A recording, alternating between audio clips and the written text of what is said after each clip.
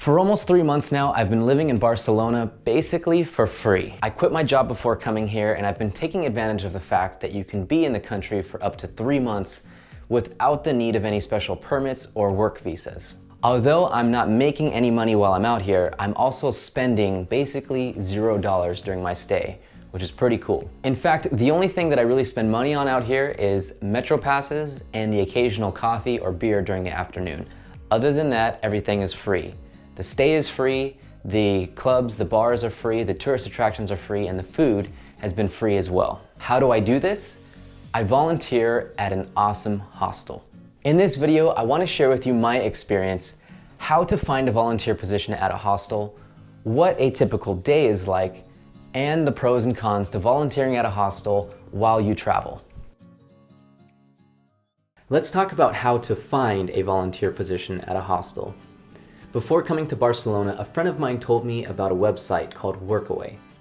Workaway is a site where you can find opportunities to essentially trade your time and your labor for free stay. Through this website, you can find a variety of opportunities, ranging from working at a hostel, to working with a family and children as an au pair, to working on a small farm and doing gardening. Some jobs only require you to be there for a few days or weeks, while others want you to commit to a minimum of 1 month or more so that you can get properly trained and get into the groove of the job. The site shows you which dates are available for each job so that you can sync it up to your particular travel plans. The website is really easy to navigate, and most of the jobs post plenty of photos and a lengthy description so that you can get a feel for whether or not that particular job will be a good fit for you. Now, even though I signed up for this website to look for opportunities, I didn't actually end up using it to get the volunteer position that I have. Actually, I arrived at the hostel that I was staying at first as a guest and intended to use Workaway while I was there to find an opportunity for the rest of my trip. But here's another way that you can get a volunteer position at a hostel. Just ask. I was talking to the manager one day about how I was intending to be in Barcelona for 3 months, but how I didn't know exactly what I was going to do.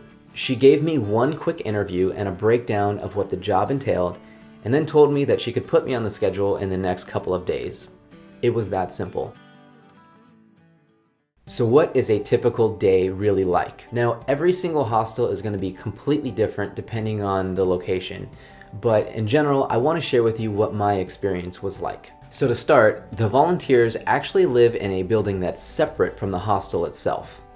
Every week we have 4 shifts, and each shift is around 4 to 8 hours depending on the tasks. The shifts that we do are broken down into 3 types. There's the day shift, the party shift, and the night shift, the day shift. So the particular hostel that I've been volunteering at actually has 3 different locations throughout the city. So every day, all 3 of those hostels get together as one big group, and together we go on one of the daily walking tours. As a volunteer, it's our responsibility to take all the guests, take them to the location, tell them some interesting things about the place, and to just host them as we go to places like La Sagrada Familia or Park Güell. The party shift is in charge of cooking dinner for 30 guests so that we can all have a big family dinner together each night at 9 o'clock. After that, we'll host some drinking games at 10:30, and then at 11:30, all 3 hostels go to the first bar. At 1:30 in the morning, all 3 hostels leave to go to the club. The volunteers are in charge of making sure that everybody gets safely into the club. It's a little bit challenging because at this point people have been drinking and they're kind of stumbling around, but once we get them into the club, our shift is technically over.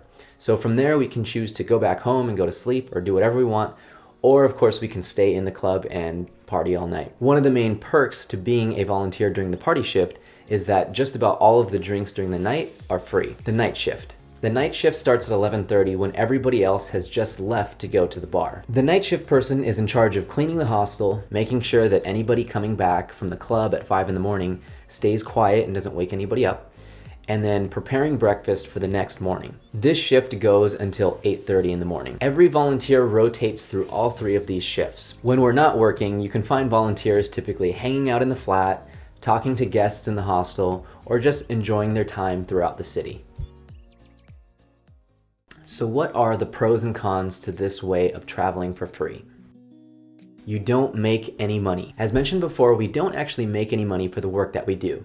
That's why it's called volunteering after all. Because of this, most of the volunteers usually rely on savings that they have before coming to Barcelona, or they might do some random things throughout the city that earns them a little extra spending cash. Some of the volunteers that I know have worked at restaurants, done some things online to make money, or even gone busking in the streets and playing music for tips.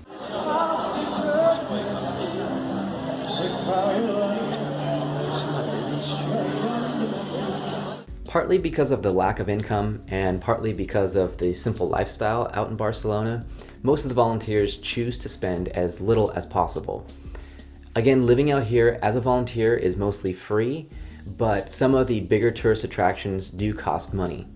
For me, I did splurge and spend some money on one of the things that I absolutely had to do, which was see a soccer match or a football match at the stadium and watch Barcelona FC play.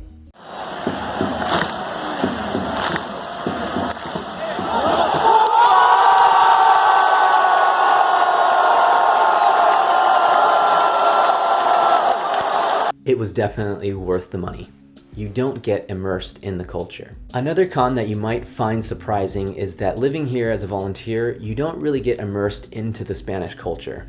This is because most of our time is spent in or around the hostels, which means that most of the people that you're interacting with are guests or other volunteers from all over the world. This also means that most of the people that you interact with are not from Barcelona, unless you're going to the grocery store or doing something outside of the hostel. Of course, that's not to say that you can't get immersed into the culture and go out and meet locals, learn Catalan, go to local bars and things like that, but it just simply means that it's a lot easier to be in an environment where you don't have to pay for anything, and that environment usually involves being with the hostel and guests from other parts of the world instead of Spain. Number 3, it's hard to be productive. This one is a bit more of a personal obstacle that I've ran into. A lot of people that volunteer in the hostel with me are really looking for a laid-back lifestyle where they don't really have to worry about too much. But for me, I really enjoy staying productive with my website, with these videos, and other creative things that I want to do.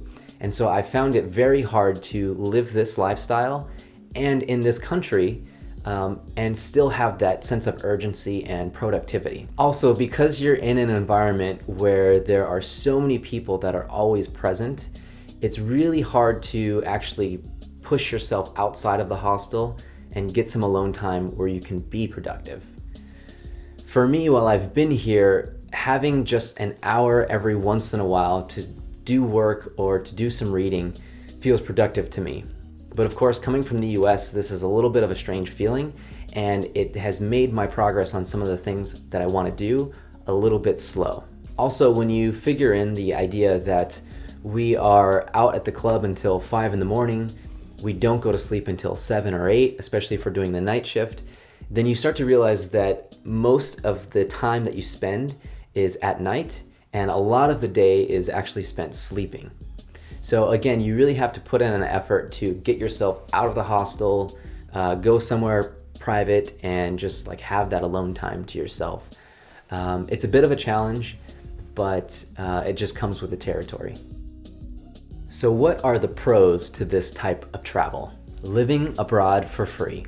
Probably the most obvious benefit to volunteering in Barcelona has been that I've had the opportunity to not only visit, but to live in one of the coolest cities in the world, basically for free. How many people do you know that have said they've always wanted to visit some amazing place or have this great experience, but they just didn't have the time or the money? Guys, the flight to Barcelona from the US at the time of my trip was a little over $200. Once I got here, I got to experience just about everything that a typical tourist would get to experience, but I was also able to get to know the city on a deeper level. Every day we would wake up after a night of partying or hanging out with our closest friends.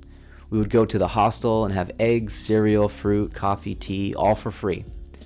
After that, we'd join the guests and the volunteers working the day shift on one of their free daily tours, or we'd simply head to the beach to soak up some sun. For lunch, we'd usually come back to the hostel and grab a quick sandwich. Once dinner time rolled around, we would usually join the guests at the dinner table for our free family dinners. The volunteers working the party shift would usually cook some kind of pasta, a stew, roasted vegetables, or curry.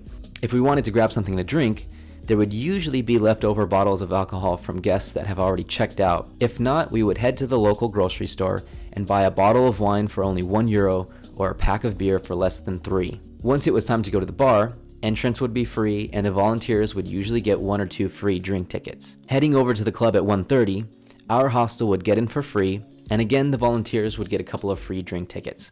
We'd get back to the hostel around 4 or 5, grab a quick late night snack from the kitchen, and then head to the flat to play some music together or simply go to sleep. You meet people from all over the world. Living and working in a hostel is a very social environment. It can be a bit exhausting sometimes, but you really get to be around a hugely diverse group of people. Guests usually stay at the hostel for 3 to 5 days, and so you meet a ton of new, short-term people that way. Some of them really click with you, and you end up spending time together and being a part of each other's travel experience. Volunteers, on the other hand, typically stay for up to 3 months, and you work closely with them. These people become your true friends, the ones that can relate to your experience, and the ones that show you how it's done when you first get there. You live with them, you spend afternoons together, and you party with them. There's a mutual understanding that we're all in this together, sharing this unique experience and this unique time in our lives. It's truly special, and yes, it makes saying goodbyes tough.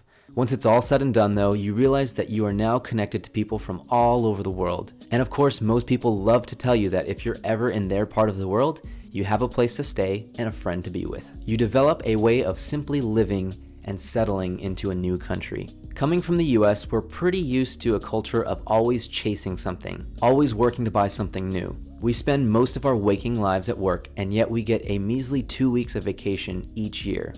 It takes almost an entire day just to get to and from Spain, plus the jet lag that takes a couple more days to snap out of. This leaves us with about 10 days each year to explore all of those places and have all of those adventures in the world that we dream about. An experience like this teaches you that the most valuable thing that we have in this life is time.